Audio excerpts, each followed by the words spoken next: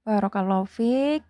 Kita mulai lagi ya. Sekarang poin nomor 13 ya, yang ini.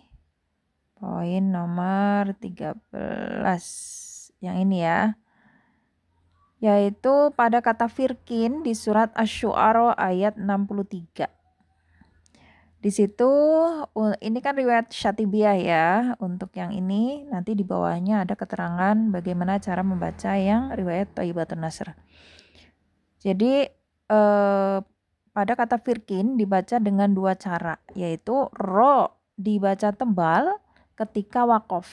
Ketika wakof, perhatikan ya, ketika wakof dengan sukun gitu, yaitu firqo gitu ya, berarti ro-nya tebal.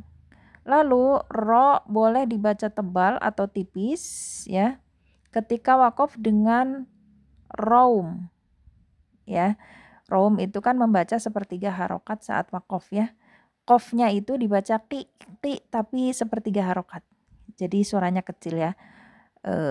Ro-nya boleh dibaca tebal atau tipis. Ya boleh firqi atau firnya tebal, firu gitu ya. Firqi gitu. Ki-nya sepertiga harokat jadi suaranya kecil gitu ya. Itu maksud dari raum. Lalu berikutnya yaitu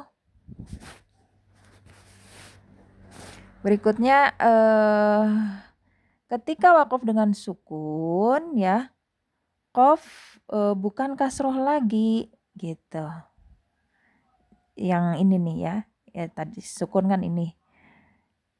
Ya, kof itu bukan kasroh lagi sehingga ro dibaca tebal. Ini alasan ya, keterangan ini adalah alasan untuk yang ini, poin ini gitu ya.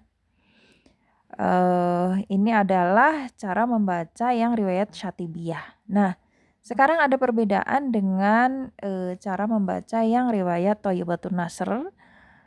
Di bawahnya sebentar saya ini dulu PDF-nya.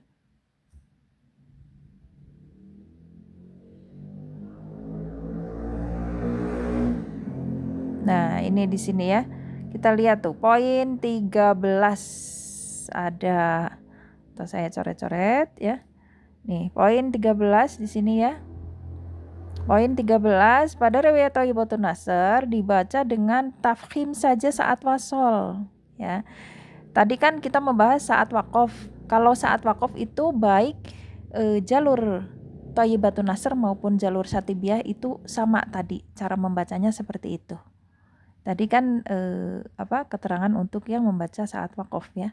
Nah, adapun saat wasol kan di tajwid dasar sudah dibahas ya. Untuk riwayat Syatibiyah yang biasa dipakai di Indonesia ya, saat wasol kan boleh dibaca tebal atau tipis untuk kata firki itu kalau saat wasol.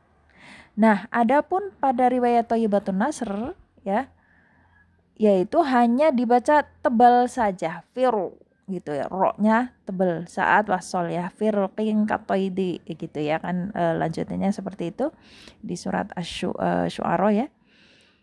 Ya, jadi hanya tebal saja kalau Thayyibatun Nasr. Tapi kalau Syatibiyah dibacanya boleh tebal, boleh tipis saat wasol. Perhatikan ya keterangan saat wasol dan bagaimana cara saat wakof.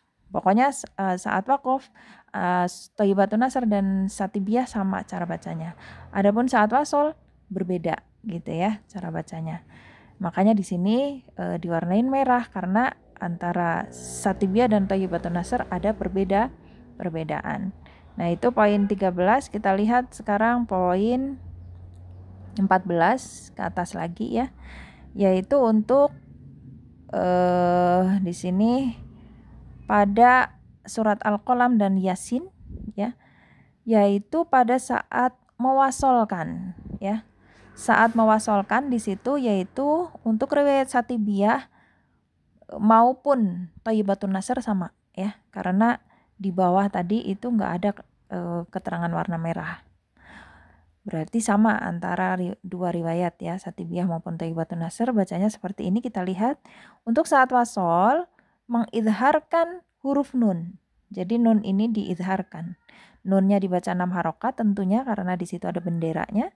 Lalu diwasol ke wawu gitu kan. Kan harusnya kalau wasol nun ketemu wawu kan jadinya idgham bigunah gitu kan. Ini juga yasin, sin.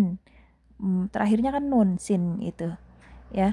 Ketemu wawu, idgham bigunah harusnya. Tapi di sini suruh dibaca diizharkan menjadi nun wal qalami kalau diwasol. Yasin juga sama, yasin wal qur'ah gitu ya. Itu maksud dari izhar gitu. Adapun kalau yang diwaqaf nunnya ya udah biasa aja, nun waqaf terus wal qalami ya. Ini hanya cara membaca saat wasolnya bagaimana gitu kan. Ternyata tidak boleh diidgham digunakan, tapi dia diizharkan gitu. Ya, izhar itu jelas gitu kan. Ya, tidak diidghamkan gitu. Ya, untuk poin 14 sama ya, karena di situ nggak ada keterangan warna merah di bawah sini ya. Kita ke poin 15 sekarang. Ya, poin 15 kita lihat di sini. Pada Satibiyah, pada surat Maryam, terus surat Asyura ya, yang ada ainnya di situ, dibaca tawasud dengan 4 atau 6 harokat di huruf ain ya. Jadi ini kalau dia warnanya hitam, ini kan keterangan untuk Satibiyah. Nah, ini untuk dibaca yang Thayyibatun Nasr seperti ini. Untuk Satibiyah, ainnya boleh dibaca 4 atau 6 harokat. Kan kayak gini, kaf haya ain di situ kan ada ainnya di sini. Nah, itu ainnya boleh dibaca 4 atau 6. Tapi kalau riwayat Thayyibatun Nasr hanya dibaca 4 harokat. Ya, itu perbedaan antara Satibiyah dengan Thayyibatun Nasr pada 2 surat ini yang ada ainnya. Ya, udah selesai ya. Jadi ini perbedaan cara baca antara riwayat Satibiyah dengan Thayyibatun Nasr. Lalu kita akan pindah ke pembahasan berikutnya, yaitu kaidah seputar bacaan pertemuan 2 mad. Tapi di video lain aja ya, soalnya ini udah 7 menit. Barakallahu fiik.